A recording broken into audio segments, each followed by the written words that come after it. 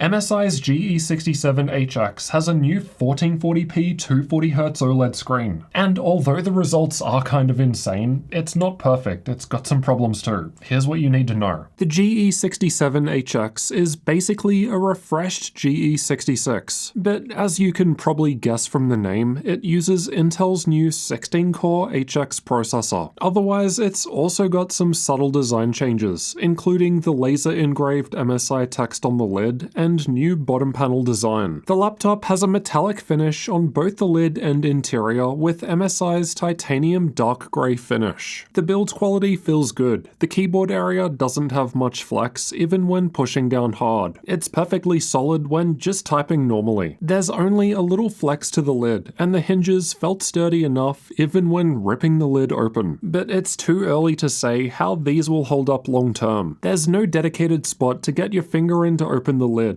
but it was easy to open, and the screen goes back by around 140 degrees. It's a little thick towards the back as the hinges stick up a bit, but it's not too big for a 15-inch laptop. I'd say it's portable, but the 330-watt power brick that's larger than a first-gen Xbox definitely reduces portability. There's no option for Type-C charging either, so you're stuck with it. The laptop alone weighs 2.5 kilos or 5.5 pounds, then increases to 3.9 kilos or almost 8.7 pounds with that large power brick and cables for charging. My configuration has Intel's i7-12800HX CPU, a 16-core 24-thread chip, Nvidia's RTX 3070 Ti graphics, 32 gigs of DDR5 memory, and of course that 15.6-inch 1440p 240Hz OLED screen. There's also a higher tier i9 RTX 3080 or 3080 Ti too. You can check options and prices with the link below the video. The 1440p 240Hz OLED screen is the star of the show here. This laptop has a MUX Switch, and with Optimus off, you can use G-Sync. And even with Optimus on, you still get adaptive sync. The color gamut was excellent, so you could absolutely use this laptop for some serious content creation work if you're not too busy gaming. The screen doesn't get super bright though. 360 nits at max brightness is decent, but many other OLED laptops I've tested can usually go above 500 nits at 100%. Most other OLEDs are also 60Hz though. Like other OLEDs, the screen has a glossy finish, so reflections show up easier. There's no screen overdrive mode available, but it doesn't really need one, because the average gray-to-gray response time was insane at just 0.62 milliseconds. MSI claims an even faster 0.2 millisecond response time, which I'm guessing is based on the fastest transition time. Regardless, it's fast. This is the fastest screen that I've ever tested by a fair bit. OLED is just able to offer a much faster screen response time, so this could definitely give competitive gamers an edge. This 240Hz screen is also available in Razer's Blade 15. It's not unique to MSI, so I wouldn't be surprised if we see other gaming laptops using it too. The total system latency is the amount of time between a mouse click and when a gunshot fire appears on the screen in CSGO. Despite our super impressive response time, the GE67 wasn't the fastest here. Given the top two results have higher tier i9 processors, and given the fact that this game will perform better with more single-core power, I suspect an i9-based GE67 would have topped the chart. Backlight bleed doesn't exist here, because for an OLED panel, black just means the pixels are off. The screen looks pretty good, now that we've got it working properly anyway. When we first unboxed the GE67 and ran a Windows update, the screen went all washed out and just looked pretty bad. But if we turned Optimus off with the MUX Switch, then the screen looked normal again. It was only a problem with Optimus enabled. Long story short, after talking to MSI, it seems to be some sort of a conflict between the Intel graphics drivers that came from Windows Update and MSI's True Color software. Unfortunately, it wasn't just as simple as turning off the MSI True Color software. I had to first uninstall the Intel graphics drivers, uninstall True Color, install the latest Intel graphics drivers, then reinstall True Color. And then by that point, the screen was back to normal and looking good. MSI created this page on the FAQ for the GE67 for this now known issue. So if the screen looks washed out, then check that. But I'd expect this to be fine in future versions once updates are out. The FAQ page also has this section about OLED care. It sounds like you can install something to help prolong the lifespan of the OLED screen, which sounds great in theory, but I've got two problems with it. The first problem is that I couldn't actually see see this option available that they specify in my software, so I couldn't install it. And the second issue is, well, every man and his dog is aware of OLED burn-in issues. So why do I have to install this tool myself? It should just come with the laptop. Unfortunately, I can't really comment on burn-in because we've only had this laptop for a couple of weeks so far. And that's the type of thing that usually develops over a longer period. But it is something to be aware of and something that could be possible just due to the fact of that's how OLED technology works. There's a 1080p camera above the screen in the middle, but it doesn't have Windows Hello Face Unlock. Here's how the camera looks, but this audio is a voiceover with my regular microphone because I couldn't get the microphones on the laptop to work no matter what I did. The keyboard has per key RGB backlighting, and all keys and secondary functions get lit up. There are 3 levels of brightness, which can be adjusted by holding the function key and pressing the F10 or F11 keys. Holding function highlights other keys you can interact with in red, so you can't see the brightness changes without letting go of function. Even at full brightness, I didn't think the keys got bright enough. I don't know, MSI keys just got way brighter a few generations ago. Speaking of lights, like other laptops in MSI's Raider series, it's got the RGB light bar along the front, and this along with the keyboard can be customized with the included SteelSeries software. Typing on the keyboard worked fine, and I had no problems, though the key presses don't feel very deep.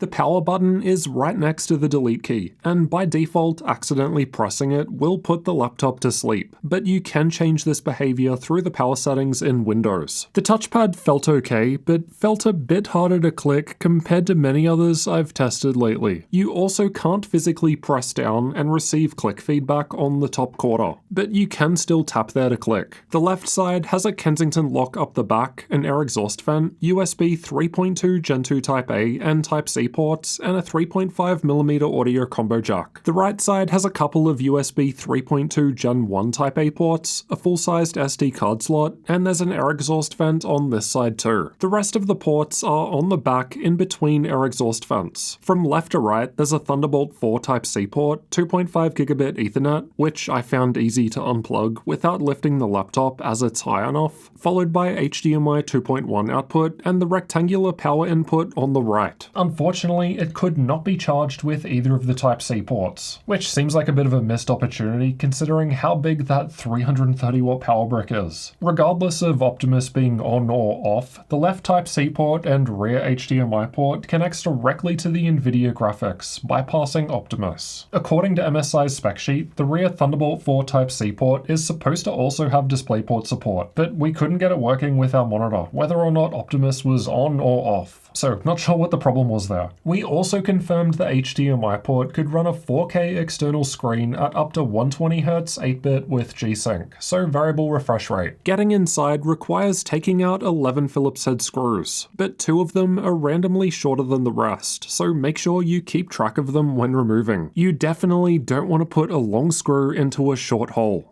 But seriously, this guy did it and look what happened. Inside we've got the battery down the front, 2 memory slots just above towards the center, 2 M.2 storage slots to the left of that, and the Wi-Fi 6 Z card on the right. Although Intel's new HX processors can support PCIe Gen 5, both M.2 slots use PCIe Gen 4, so you've got to go to their higher tier GT77 Titan if you really want that. The 2TB SSD that came installed in mine was performing very nicely in any case. The SD slot speed was fine, but not amazing. My card is capable of 250 megabytes a second. The card doesn't securely click in, but just sits there and hangs out a bit, so don't bump it. The Wi-Fi performance was decent and similar to other killer options, including MSI's thinner GS66 just above it, which has the same Wi-Fi card. Granted, the same card in MSI's larger GS77 was doing better than both of them. Antenna placement also matters, not just what card is installed. The upgradability score is quite good. A 6 is basically the best you can expect from most standard 15-inch gaming laptops, and means that I didn't have problems opening it. It's got 2 memory slots, 2 SSD slots, and upgradable Wi-Fi. If I'm being pedantic, I probably could have lowered it by half a point because although it's easy enough to open, getting the bottom panel back on can be a little tricky due to the angles of the front corners. The speakers are down the front on the left and right sides. I thought they sounded above average. Not amazing, but there's a little bass. They get pretty loud, but don't stay that clear, and there was quite a bit of palm rest vibration. The Latencymon results weren't looking very good. The GE67 is powered by a 4-cell 99.9 watt-hour battery, the largest you can legally take on a plane. The MSI Center software has display power saver enabled by default, which will automatically lower the screen's refresh rate down to 60 Hz when you unplug the charger, as this helps improve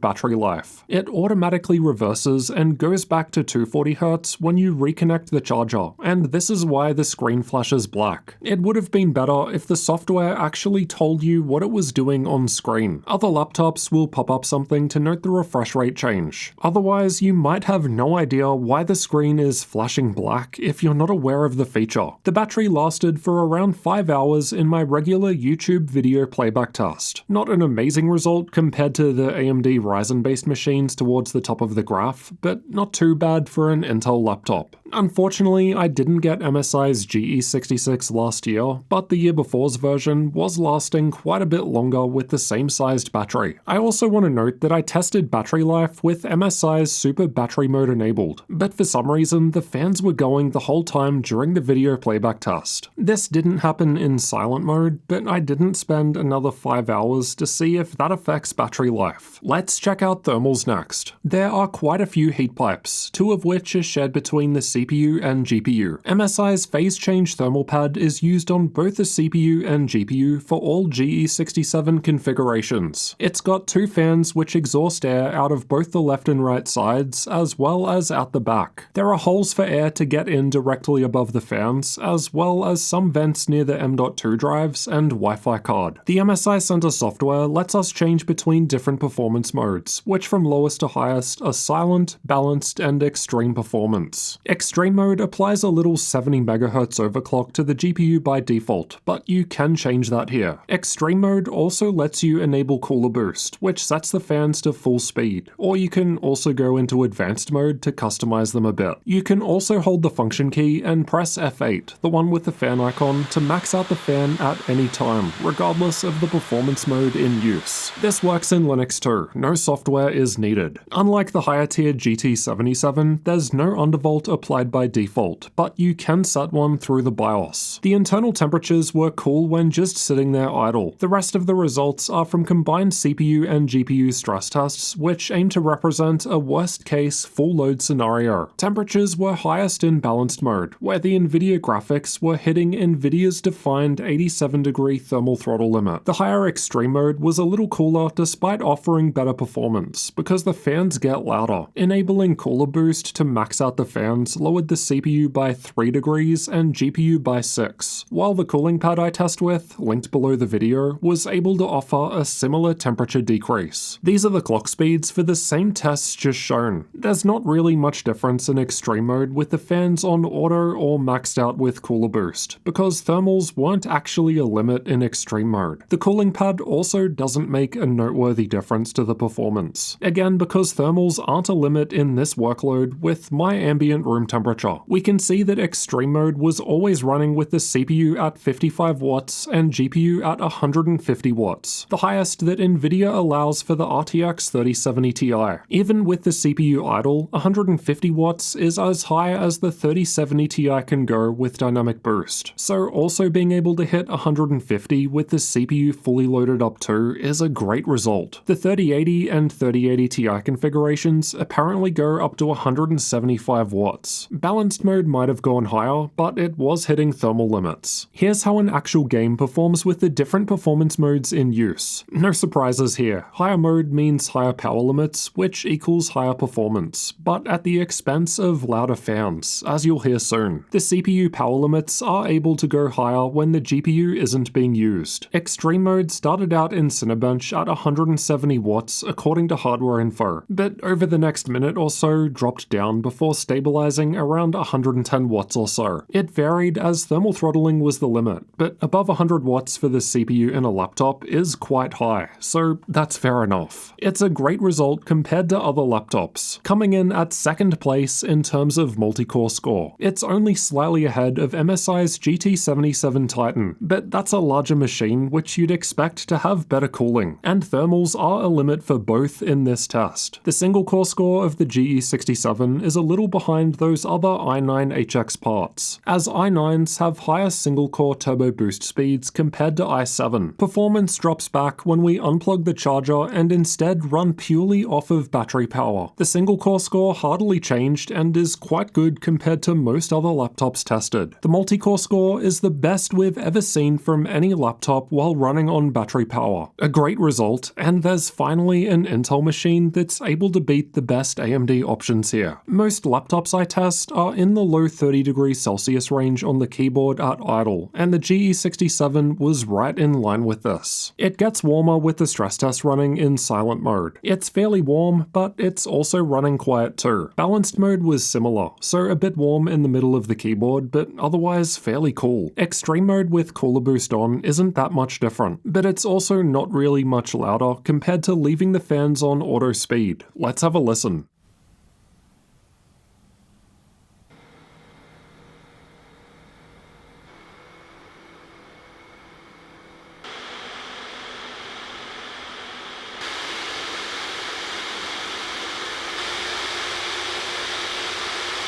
The fans could be completely silent when doing nothing at idle, but they kicked in with light use, though were still quiet. It gets louder in the higher performance modes as you'd expect, and cooler boost on, aka max fans, didn't end up being that much more compared to auto fan speed. It's quite loud at that point though. I definitely want headphones. Now let's find out how well MSI's GE67 actually performs in games and see how it compares against other laptops. Cyberpunk 2077 was tested the same on all laptops, and I've got the GE67 highlighted in red. It's the best result recorded out of any RTX 3070 Ti laptop so far, though the average FPS is basically the same compared to MSI's cheaper GP66, as that has the same GPU power limit. The GP66 doesn't even have a light bar, so I guess that's not helping the GE67 here. The 1% low is a little better with the GE67, which may be a result of its higher tier HX CPU.